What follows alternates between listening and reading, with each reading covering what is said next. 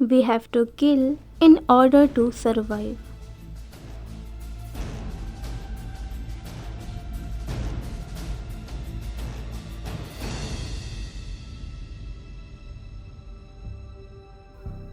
शुरुआत से या यूँ कहूँ हमेशा से, जब से इस धरती पर जीवन है तब से एक जान ली जाती है एक जान को बचाने के लिए। जो स्पीशीज स्ट्रॉन्ग थी उन्होंने कमज़ोर को ख़त्म कर दिया, क्योंकि ये दुनिया सिर्फ उनकी है जो लड़ना जानते हैं। जो जीत नहीं सकते उनका मिट जाना उनका भाग्य है। Predators kills prey, prey kills plant, and even some plant kill insect. And it goes to the microscopic level too. But this is what it is, and that's how the world operates. An endless cycle of survival where life thrives by taking life.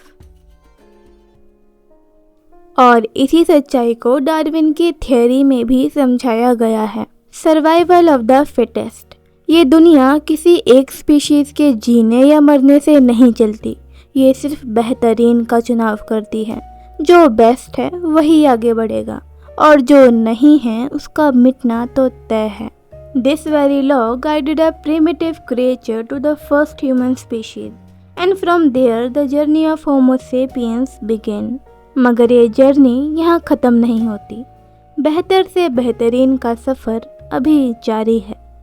पहले जंग तलवारों से होती थी, अब दिमाग से, और इसी दिमाग की देन है biological weapons and atomic bomb. चीज़ें मॉडर्न हुई हैं मगर रूल्स वही हैं। जो टिक नहीं सकता उसका मिटना तय है। ह्यूमैनिटी और वॉर, दो ऐसे शब्द जो एक साथ होने तो नहीं चाहिए थे, लेकिन इतिहास गवाह है कि एक दूसरे से कभी अलग नहीं हो पाए। बैटलफील्ड में इंसानियत अपनी आखिरी सांसें लेती है, लेकिन फिर भी नए नाम से, नई वजह से या नए तरीकों से। विनाश का ये खेल हर बार खेला जाता है। जिंदा रहने के लिए लड़ना ज़रूरी है, लेकिन क्या जीते हुए लोग भी जी पाते हैं? शायद किसी की मौत किसी को ज़िंदगी देती होगी, लेकिन वो ज़िंदगी भी तो एक डेथ ही है जो अगली वॉर में झोंक दी जाएगी। और यही तो है इंसानियत का असली सच। हम जीने के लिए मरते हैं और जीतने के लिए बर्बाद हो जाते हैं।